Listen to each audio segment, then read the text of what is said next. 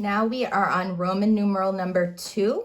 We are going to discuss the first line of defense against the entry of pathogens into the human body. And these are classified as physical barriers. So these are surface barriers that protect the body from pathogen entry. All right. These are highly effective and they keep out a majority of pathogens that you would encounter on a daily basis. The only time that a pathogen can get past this form of defense is if there is some type of irregularity in the system. For example, if you have a cut or an open wound, you are making that first line of physical defense, the skin, very susceptible to pathogens being able to bypass all the defenses that the skin has provided. All right, so that leads us into our first example of a physical barrier, which is the epidermis. Okay, the epidermis is the correct anatomical terminology for the skin. The skin covers a good percentage of our body and is very effective against pathogen entry. And it's effective in a number of ways, right? So the first way that it's effective is the presence of this protein called keratin, right? So keratin creates this tough elastic barrier that prevents the pathogen entry into the body. All right, so that's what gives our skin the ability to kind of be waterproof, right? The water can just bead off of our skin. It doesn't get saturated in. That's the presence of that tough protein keratin, right? You also have hair, which is present all over your body, okay? That's another prevention for pathogens to bypass your first line of defense. So the pathogens will cling to the hair and eventually get kind of washed away by the presence of sweat glands, right? So these sweat glands can just flush away pathogens clinging to the hair follicles so that they cannot, hang out in one area long enough to figure out how to bypass the epidermal layer. You might also have a high congregation of hair around your eyes. So for example, your eyelashes, your eyebrows, the hair that's present there is to prevent the pathogens from entering a susceptible area of your body, your eyes. You also have hair in your nose. This is another way to prevent entry of pathogens into your nose. So hair is also another effective mechanism along with the sweat. So the sweat itself, while it physically flushes pathogens away from an area, the sweat is actually a little bit acidic. It has a lower pH. Remember, a neutral pH is about 7. The pH of sweat is between 5 to 6, making it a little bit acidic. Most pathogens don't like this acidic environment, and it weakens them enough that they're not able to cross or bypass this physical barrier. And then the final way that the skin or the epidermis acts to defend against pathogens is the production of this natural antibiotic called dermacidin. So dermacidin is present on the surface of your skin, and again, it'll also weaken any pathogens that are present in that location. Right? The second type of physical barrier is your mucous membrane.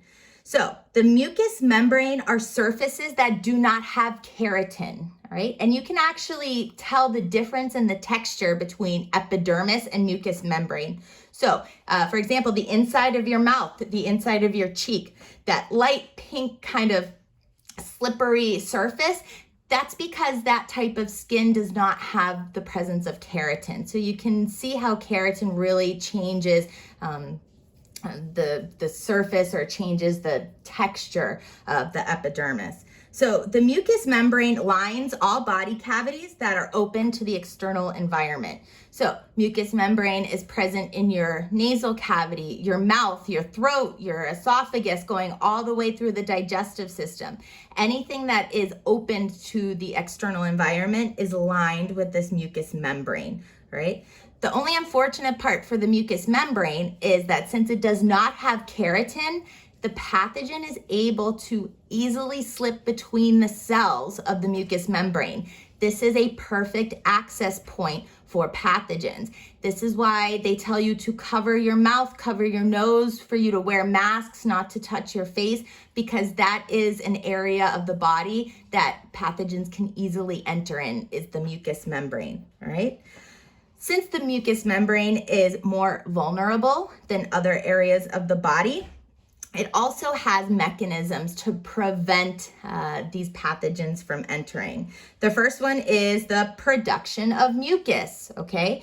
Mucus is thick and sticky. It's going to trap pathogens so they cannot easily move past that area into deeper spots in the skin, all right?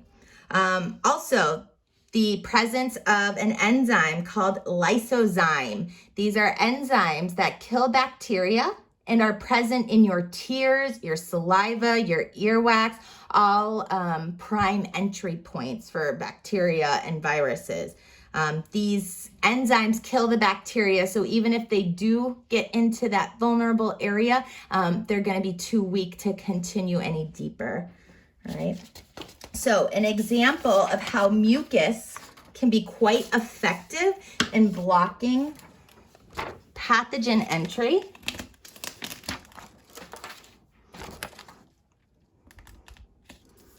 is the mucus that is present in the respiratory system, all right? So lining your entire respiratory system, your mouth, your throat, your trachea, and your bronchioles, you have a nice layer of mucus, all right? And this mucus is important because it is trapping any particulates or pathogens that enter down deep into the respiratory system. Deep in the respiratory system, it's hot, it's humid, there's not a lot of white blood cells there. It is the perfect environment for bacteria and viruses to set up shop and replicate and start to take over, which is why some of the first signs of you becoming ill is you physically coughing, right? So a cough is you trying to move pathogens up and out, all right? These pathogens get caught in the mucus. The cells, the specialized cells that are lining your respiratory tract, these respiratory epithelial cells, they have hair-like extensions called cilia, which are constantly beating. The beating of this cilia is going to move the mucus up, back into your mouth. Remember, the mucus has these pathogens still trapped inside, all right? So the cilia beats the mucus all the way back up into your mouth where you swallow it, and that mucus goes down into your stomach where the pH is very low. Remember, the pH of your stomach acid is around 2. That will pretty much instantly kill any pathogen, right? So this is always happening unconsciously on some level. The mucus is always being moved back up into the mouth and then being swallowed. So you're always unconsciously swallowing this mucus with some trapped particulates. It becomes most noticeable, however, when your body is really trying to forcefully move a lot of mucus up and out. When you get sick, your mucus gets thicker because it's trying to do its job of trapping pathogens. It can make it harder for you to breathe though. And it also makes you have a cough reflex because you really want to get that out of this really happy area for pathogens.